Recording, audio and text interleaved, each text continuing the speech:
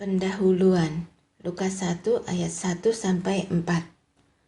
Theophilus yang mulia, banyak orang telah berusaha menyusun suatu berita tentang peristiwa-peristiwa yang telah terjadi di antara kita, seperti yang disampaikan kepada kita oleh mereka, yang dari semula adalah saksi mata dan pelayan firman. Karena itu, setelah aku menyelidiki segala peristiwa itu dengan seksama dari asal mulanya, aku mengambil keputusan untuk membukukannya dengan teratur bagimu, supaya engkau dapat mengetahui bahwa segala sesuatu yang diajarkan kepadamu sungguh benar. Pemberitahuan tentang kelahiran Yohanes Pembaptis, Lukas 1 ayat 5-25. Pada zaman Herodes, Raja Yudea, adalah seorang imam yang bernama Sakaria dari rombongan Abia. Istrinya juga berasal dari keturunan Harun, namanya Elisabet. Keduanya adalah benar di hadapan Allah dan hidup menurut segala perintah dan ketetapan Tuhan dengan tidak bercacat. Tetapi mereka tidak mempunyai anak, sebab Elisabet mandul, dan keduanya telah lanjut umurnya. Pada suatu kali, waktu tiba giliran rombongannya, Sakaria melakukan tugas keimanan di hadapan Tuhan. Sebab ketika diundi, sebagaimana lazimnya untuk menentukan imam yang bertugas, dialah yang ditunjuk untuk masuk ke dalam bait suci dan membakar ukupan di situ. Sementara itu seluruh umat berkumpul di luar dan sembahyang. Waktu itu adalah waktu pembakaran ukupan. Maka tampaklah kepada Sakaria seorang malaikat Tuhan berdiri di sebelah kanan mezbah pembakaran ukupan. Melihat hal itu, ia terkejut dan menjadi takut. Tetapi malaikat itu berkata kepadanya, "Jangan takut, hai Sakaria, sebab doamu telah dikabulkan, dan Elisabet, istrimu, akan melahirkan seorang anak laki-laki bagimu, dan haruslah engkau menamai dia Yohanes. Engkau akan bersukacita dan bergembira, bahkan banyak orang akan bersukacita atas kelahirannya itu, sebab ia akan besar di hadapan Tuhan, dan ia tidak akan minum anggur atau minuman keras, dan ia akan penuh dengan Roh Kudus, mulai dari rahim ibunya. Ia akan membuat banyak orang Israel berbalik kepada Tuhan Allah mereka, dan ia akan berjalan mendahului Tuhan dalam roh dan kuasa Elia, untuk membuat hati bapa-bapa berbalik kepada anak-anaknya, dan hati orang-orang durhaka kepada pikiran orang-orang benar, dan dengan demikian menyiapkan bagi Tuhan suatu umat yang layak baginya." Lalu kata Sakaria kepada malaikat itu, "Bagaimanakah aku tahu bahwa hal ini akan terjadi? Sebab aku sudah tua dan istriku sudah lanjut umurnya." Jawab malaikat itu kepadanya, "Akulah Gabriel yang melayani Allah, dan aku telah diutus untuk berbicara dengan engkau dan untuk menyampaikan kabar baik ini kepadamu. Sesungguhnya engkau akan menjadi bisu dan tidak dapat berkata-kata sampai kepada hari di mana semuanya ini terjadi, karena engkau tidak percaya akan perkataanku yang akan nyata kebenarannya pada waktunya." Sementara itu orang banyak menanti-nantikan Sakaria. Mereka menjadi heran bahwa ia begitu lama berada dalam bait suci. Ketika ia keluar, ia tidak dapat berkata-kata kepada mereka. Dan mengertilah mereka bahwa ia telah melihat suatu penglihatan di dalam bait suci. Lalu ia memberi isyarat kepada mereka sebab ia tetap bisu. Ketika selesai jangka waktu tugas jabatannya, ia pulang ke rumah. Beberapa lama kemudian, Elisabet, istrinya, mengandung, dan selama 5 bulan ia tidak menampakkan diri. Katanya, "Inilah suatu perbuatan Tuhan bagiku, dan sekarang ia berkenan menghapuskan aibku di depan orang." Pemberitahuan tentang kelahiran Yesus, Lukas 1 ayat 26 sampai 38. Dalam bulan yang ke-6, Allah menyuruh malaikat Gabriel pergi ke sebuah kota di Galilea bernama Nazaret kepada seorang perawan yang bertunangan dengan seorang bernama Yusuf dari keluarga Daud. Nama perawan itu Maria. Ketika malaikat itu masuk ke rumah Maria, ia berkata, "Salam, hai engkau yang dikaruniai, Tuhan menyertai engkau." Maria terkejut mendengar perkataan itu, lalu bertanya di dalam hatinya, "Apakah arti salam itu?"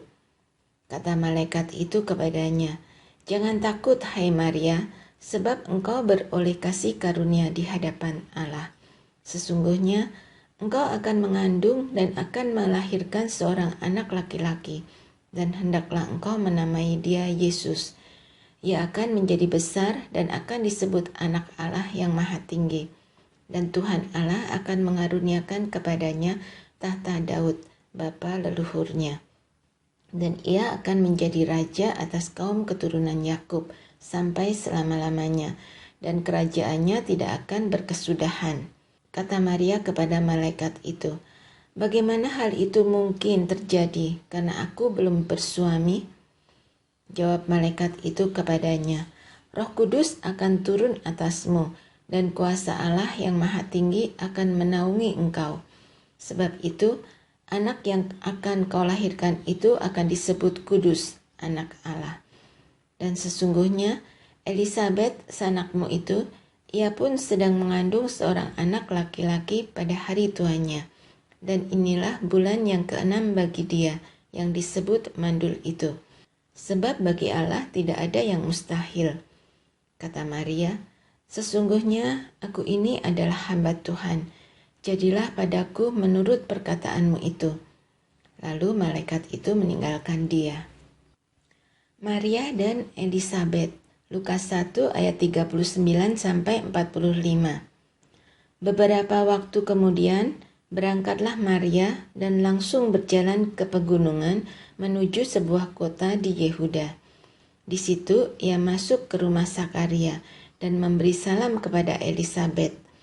Dan ketika Elisabet mendengar salam Maria, melonjaklah anak yang di dalam rahimnya, dan Elisabet pun penuh dengan Roh Kudus. Lalu berseru dengan suara nyaring, "Diberkatilah engkau di antara semua perempuan, dan diberkatilah buah rahimmu. Siapakah aku ini sampai ibu Tuhanku datang mengunjungi aku? Sebab sesungguhnya ketika salammu sampai kepada telingaku, anak yang di dalam rahimku melonjak kegirangan. Dan berbahagialah ia yang telah percaya, sebab apa yang dikatakan kepadanya dari Tuhan akan terlaksana." Nyanyian Pujian Maria, Lukas 1 ayat 46 sampai 56. Lalu kata Maria, "Jiwaku memuliakan Tuhan, dan hatiku bergembira karena Allah juru selamatku, sebab ia telah memperhatikan kerendahan hambanya. Sesungguhnya mulai dari sekarang segala keturunan akan menyebut aku berbahagia, karena Yang Maha Kuasa telah melakukan perbuatan-perbuatan besar kepadaku, dan namanya adalah kudus. Dan rahmatnya turun-temurun atas orang yang takut akan Dia. Ia memperlihatkan kuasanya dengan perbuatan tangannya, dan mencerai-beraikan orang-orang yang congkak hatinya. Ia menurunkan orang-orang yang berkuasa dari tahtanya, dan meninggikan orang-orang yang rendah. Ia melimpahkan segala yang baik kepada orang yang lapar, dan menyuruh orang yang kaya pergi dengan tangan hampa. Ia menolong Israel hambanya, karena ia mengingat rahmatnya, seperti yang dijanjikannya kepada nenek moyang kita, kepada Abraham dan keturunannya untuk selama-lamanya." Dan Maria tinggal kira-kira 3 bulan lamanya bersama dengan Elisabet, lalu pulang kembali ke rumahnya. Kelahiran Yohanes Pembaptis, Lukas 1 ayat 57 sampai 66. Kemudian genaplah bulannya bagi Elisabet untuk bersalin, dan ia pun melahirkan seorang anak laki-laki. Ketika tetangga-tetangganya serta sanak saudaranya mendengar bahwa Tuhan telah menunjukkan rahmat-Nya yang begitu besar kepadanya, bersukacitalah mereka bersama-sama dengan dia. Maka datanglah mereka pada hari yang ke-8 untuk menyunatkan anak itu, dan mereka hendak menamai dia Sakaria menurut nama bapaknya. Tetapi ibunya berkata, "Jangan, ia harus dinamai Yohanes." Kata mereka kepadanya, "Tidak ada di antara sanak saudaramu yang bernama demikian." Lalu mereka memberi isyarat kepada bapaknya untuk bertanya nama apa yang hendak diberikannya kepada anaknya itu. Ia meminta batu tulis, lalu menuliskan kata-kata ini. Namanya adalah Yohanes, dan mereka pun heran semuanya. Dan seketika itu juga terbukalah mulutnya, dan terlepaslah lidahnya, lalu ia berkata-kata dan memuji Allah. Maka ketakutanlah semua orang yang tinggal di sekitarnya, dan segala peristiwa itu menjadi buah tutur di seluruh pegunungan Yudea. Dan semua orang yang mendengarnya merenungkannya dan berkata, "Menjadi apakah anak ini nanti, sebab tangan Tuhan menyertai dia." Nyanyian pujian Sakaria, Lukas 1 ayat 67-80. Dan Sakaria, ayahnya, penuh dengan Roh Kudus, lalu bernubuat, katanya, "Terpujilah Tuhan Allah Israel, sebab ia melawat umatnya dan membawa kelepasan baginya. Ia menumbuhkan sebuah tanduk keselamatan bagi kita di dalam keturunan Daud, hambanya itu, seperti yang telah difirmankannya sejak purbakala oleh mulut nabi-nabinya yang kudus, untuk melepaskan kita dari musuh-musuh kita dan dari tangan semua orang yang membenci kita, untuk menunjukkan rahmat-Nya kepada nenek moyang kita dan mengingat akan perjanjiannya yang kudus, yaitu sumpah yang diucapkannya kepada Abraham, bapa leluhur kita, bahwa ia mengaruniai kita, supaya kita terlepas dari tangan musuh, dapat beribadah kepadanya tanpa takut, dalam kekudusan dan kebenaran di hadapannya seumur hidup kita. Dan engkau, hai anakku, akan disebut Nabi Allah yang Maha Tinggi, karena engkau akan berjalan mendahului Tuhan untuk mempersiapkan jalan baginya, untuk memberikan kepada umatnya pengertian akan keselamatan yang berdasarkan pengampunan dosa-dosa mereka. Oleh rahmat dan belas kasihan dari Allah kita, dengan mana ia akan melawat kita, surya pagi dari tempat yang tinggi, untuk menyinari mereka yang diam dalam kegelapan, dan dalam naungan maut, untuk mengarahkan kaki kita kepada jalan damai sejahtera. Adapun anak itu bertambah besar dan makin kuat rohnya, dan ia tinggal di padang gurun sampai kepada hari ia harus menampakkan diri kepada Israel. Firman yang telah menjadi manusia, Yohanes 1 ayat 1-18. Pada mulanya adalah Firman. Firman itu bersama-sama dengan Allah, dan Firman itu adalah Allah. Ia pada mulanya bersama-sama dengan Allah. Segala sesuatu dijadikan oleh Dia, dan tanpa Dia tidak ada suatu pun yang telah jadi dari segala yang telah dijadikan. Dalam Dia ada hidup, dan hidup itu adalah terang manusia.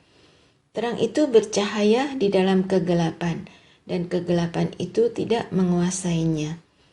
Datanglah seorang yang diutus Allah, namanya Yohanes. Ia datang sebagai saksi untuk memberi kesaksian tentang terang itu, supaya oleh dia semua orang menjadi percaya. Ia bukan terang itu, tetapi ia harus memberi kesaksian tentang terang itu. Terang yang sesungguhnya yang menerangi setiap orang sedang datang ke dalam dunia. Ia telah ada di dalam dunia, dan dunia dijadikan olehnya, tetapi dunia tidak mengenalnya. Ia datang kepada milik kepunyaannya, tetapi orang-orang kepunyaannya itu tidak menerimanya. Tetapi semua orang yang menerimanya diberinya kuasa supaya menjadi anak-anak Allah, yaitu mereka yang percaya dalam namanya. Orang-orang yang diperanakkan bukan dari darah atau dari daging, bukan pula secara jasmani oleh keinginan seorang laki-laki, melainkan dari Allah. Firman itu telah menjadi manusia dan diam di antara kita, dan kita telah melihat kemuliaannya, yaitu kemuliaan yang diberikan kepadanya sebagai anak tunggal Bapa, penuh kasih karunia dan kebenaran.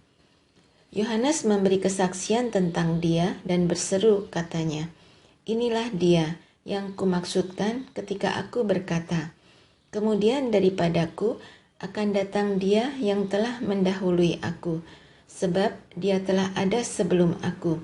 Karena dari kepenuhannya kita semua telah menerima kasih karunia demi kasih karunia. Sebab hukum Taurat diberikan oleh Musa, tetapi kasih karunia dan kebenaran datang oleh Yesus Kristus. Tidak seorang pun yang pernah melihat Allah, tetapi anak tunggal Allah yang ada di pangkuan Bapa, dialah yang menyatakannya." Kesaksian Yohanes tentang dirinya sendiri, Yohanes 1 ayat 19 sampai 28. Dan inilah kesaksian Yohanes ketika orang Yahudi dari Yerusalem mengutus beberapa imam dan orang-orang Lewi kepadanya untuk menanyakan dia, "Siapakah engkau?" Ia mengaku dan tidak berdusta. Katanya, "Aku bukan Mesias." Lalu mereka bertanya kepadanya, "Kalau begitu, siapakah engkau? Elia?" Dan ia menjawab, "Bukan." "Engkaukah nabi yang akan datang?" Dan ia menjawab, "Bukan." Maka kata mereka kepadanya, "Siapakah engkau? Sebab kami harus memberi jawab kepada mereka yang mengutus kami.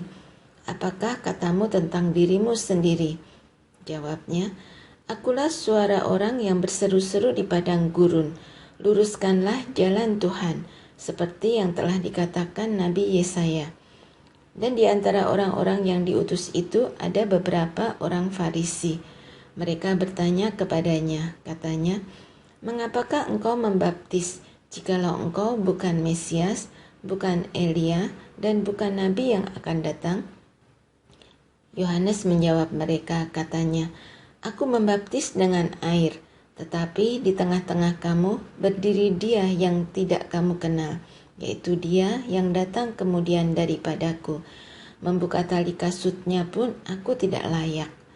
Hal itu terjadi di Betania yang di seberang sungai Yordan, di mana Yohanes membaptis. Yohanes menunjuk kepada Yesus. Yohanes 1 ayat 29 sampai 34.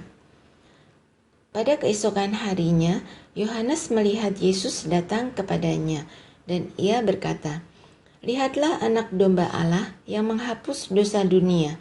Dialah yang kumaksud ketika kukatakan, kemudian daripadaku akan datang seorang yang telah mendahului aku, sebab dia telah ada sebelum aku. Dan aku sendiri pun mula-mula tidak mengenal dia, tetapi untuk itulah aku datang dan membaptis dengan air, supaya ia dinyatakan kepada Israel." Dan Yohanes memberi kesaksian, katanya, "Aku telah melihat Roh turun dari langit seperti merpati, dan ia tinggal di atasnya. Dan aku pun tidak mengenalnya, tetapi dia yang mengutus aku untuk membaptis dengan air telah berfirman kepadaku, jikalau engkau melihat Roh itu turun ke atas seseorang dan tinggal di atasnya, dialah itu yang akan membaptis dengan Roh Kudus. Dan aku telah melihatnya dan memberi kesaksian, ia inilah anak Allah." Murid-murid Yesus yang pertama, Yohanes 1 ayat 35 sampai 51. Pada keesokan harinya, Yohanes berdiri di situ pula dengan 2 orang muridnya. Dan ketika ia melihat Yesus lewat, ia berkata, "Lihatlah anak domba Allah." Kedua murid itu mendengar apa yang dikatakannya itu, lalu mereka pergi mengikut Yesus. Tetapi Yesus menoleh ke belakang.